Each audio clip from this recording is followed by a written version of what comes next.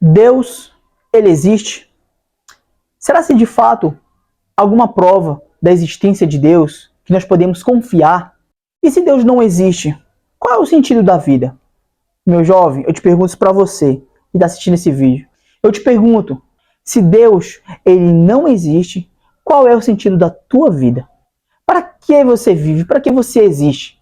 Se você veio para o mundo apenas para crescer, existir, casar, ter um trabalho, fazer uma faculdade, envelhecer depois morrer e depois sumir, que sentido há na vida sem crer numa vida depois dessa? E não é apenas isso, sem crer que existe alguém que está olhando para nós e nos conhece aquilo que a gente pensa, aquilo que a gente faz e aquilo que a gente deixa de fazer, nos conhece por inteiro, de que existe uma pessoa que criou os céus e a terra. É difícil para mim hoje acreditar que nós viemos de uma explosão, porque se de fato nós viemos de uma explosão, essa explosão ela é muito inteligente para nos criar perfeitamente, com boca, com os olhos, com o ouvido, os céus, a terra, as estações certas, o dia e a noite. Se de fato não existe um Deus, quem foi que criou tudo isso? Será se de fato foi uma explosão? Mas se de fato há um Deus, ele está nos chamando hoje, a sua criação, de volta para o caminho dele.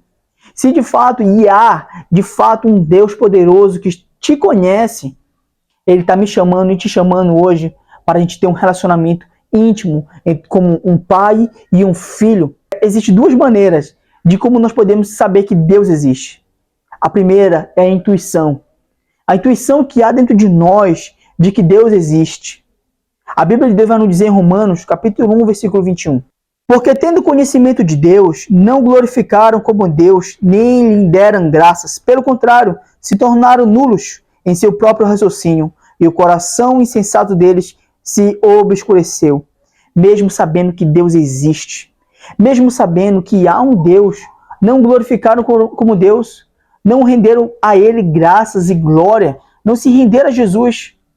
Então a sua mente, o seu raciocínio se obscureceu. Para essas pessoas que dizem que Deus não existe, é que o pecado entrou tão forte na vida dessa pessoa que a sua consciência se tornou zero, nulo.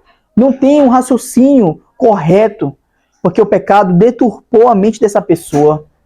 Então, se de fato há um Deus poderoso, nele nós podemos confiar. Nele nós podemos depositar toda a nossa vida, toda a nossa esperança, porque há um Deus poderoso que nos conhece, que exige de nós uma pronta obediência, um arrependimento verdadeiro. Se Deus não existe, então nós nascemos, existimos, casamos, trabalhamos ou não, e depois morremos e sumimos. Que sentido há na vida disso? Qual é o sentido da vida de se viver dessa maneira? Mas se há um Deus verdadeiro, nós podemos confiar nele para sermos salvos. Se há de fato um Deus poderoso, nele nós podemos confiar para a salvação. Nele nós podemos confiar de que, se nós crermos nele, nós viveremos eternamente com ele, como um pai e um filho, desfrutando de uma relação íntima, assim como o Pai quer, assim como o Senhor Jesus nos quer, como filhos obedientes a ele. Diz o insensato no seu coração, não a Deus. São corruptos e praticam abominação.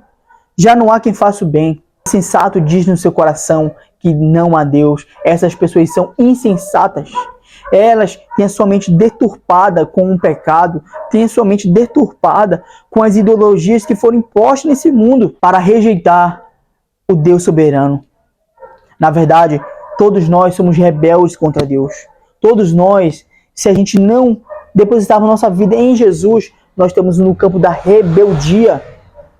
E nós não somos tão diferentes desses que dizem que Deus não existe.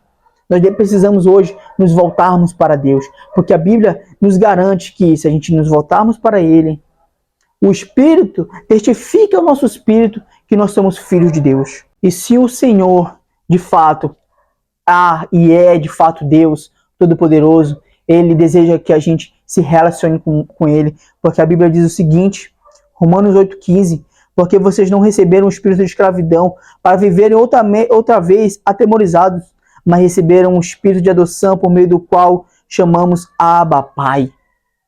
Essa relação entre o filho e o pai, nós devemos clamar a ele, Abba, Pai. Um pai que se importa conosco, um pai que se importa com a tua vida e com a minha vida. Então, o Senhor, de fato, é um Deus poderoso, o Criador dos céus e da terra, e nele nós podemos confiar para a salvação. Nele nós podemos confiar, crendo que Deus, ele é poderoso, ele é real, ele está vivo. E a segunda maneira de como nós podemos saber que Deus existe é através da sua criação. Romanos, capítulo 1, versículo 20. Porque os atributos invisíveis de Deus, isto é, o seu eterno poder e a sua divindade, ou seja, que realmente existe um Deus, sua divindade, claramente se reconhece desde a criação do mundo, sendo percebidos por meio das coisas que Deus fez. Por isso, os seres humanos são indesculpáveis.